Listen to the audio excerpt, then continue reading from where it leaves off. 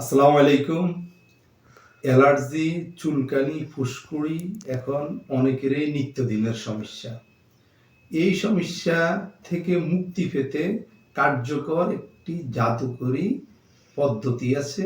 এই পদ্ধতিটা আমরা ৩ ভাগে বিভক্ত করেছি।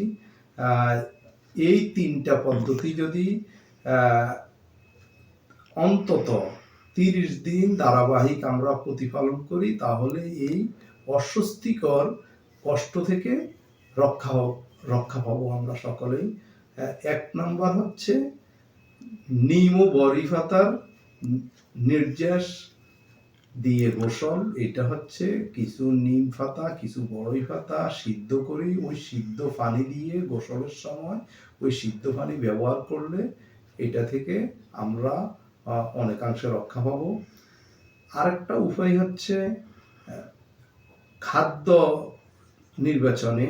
এই খাদ্যটা আমরা যেই খাদ্যে যার যেটাতে অ্যালার্জির পরিমাণ বেশি থাকে, বিশেষ করে ইলিশ, চিংড়ি, গরুর মাংস, বেগুন, এইগুলাতে অধিকাংশ মানুষের অ্যালার্জি থাকে। তবে অনেকেরই আবার ভিন্ন ভিন্ন তরকারিতেও ভিন্ন ভিন্ন উপাদানে অ্যালার্জি থাকে। ওই অ্যালার্জি যার যেটাতে বাড়ে সেটা পরিহার করতে হবে অন্তত ৩০ দিন। এই সময় একটু বিশুদ্ধ পানি বেশি পান করতে হবে। আর একটি উপাদান হচ্ছে একটি জাদুকরী পানীয়। এই পানীয়টা আমাদের ঘরেই থাকে, আমাদের রান্নাঘরেই থাকে। ১ কাপ পরিমাণ দুধ এবং সাথে সমপরিমাণ পানি নিয়ে ও ১ টুকরো আদা কুচি করে ফুটিয়ে নিতে হবে। এই ফুটন্ত দুধকে সেকে নিয়ে ১ চামচ পরিমাণ হলুদ গুঁড়ো আমরা মিক্স করব, যেটাকে গোল্ডেন মিল্ক বলা হয়।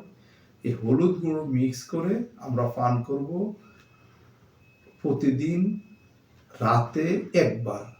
আর যাদের অতিরিক্ত বেশি আছে তারা ২ বার পান করলে আরো বেশি ফলদায়ক হবে। এইটা হচ্ছে এই ৩টা পদ্ধতি হচ্ছে প্রাথমিক পদ্ধতি, এটা ঘরোয়া পদ্ধতি।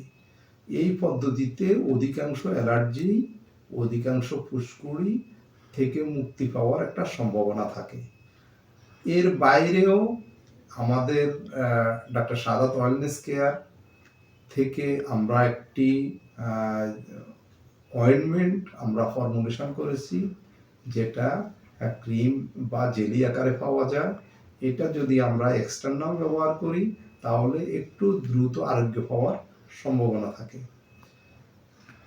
এর বাইরে যদি যাদের এই ৩০ দিনের এই পদ্ধতি অবলম্বন করার পরেও যদি অ্যালার্জি থেকে মুক্তি না পাওয়া যায়, সেই ক্ষেত্রে আমাদের সেন্টারে এসে কনসালটেন্সিটা গ্রহণ করতে হবে। মনে রাখতে হবে আমাদের এই অ্যালার্জি, ফুসকুড়ি, এই চুলকানি, এই রোগগুলো আসলেই প্রাকৃতিক কোনো বিশৃঙ্খলা থেকে শরীরের কোনো প্রাকৃতিক সিস্টেমের গোলযোগের কারণে এই অ্যালার্জি, চুলকানি, ফুসকুড়ি প্রভাবটা বেড়েছে।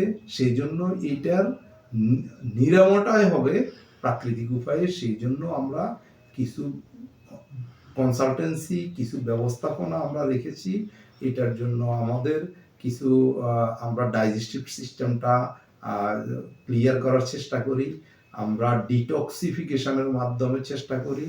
এছাড়া আমাদের আরও কিছু হার্বাল মেডিসিনাল থেরাপি এবং কিছু সাপ্লিমেন্টারি ফুডের মাধ্যমে আমরা এই অস্বস্তিকর রোগ থেকে মুক্তির উপায় ব্যবহার করি।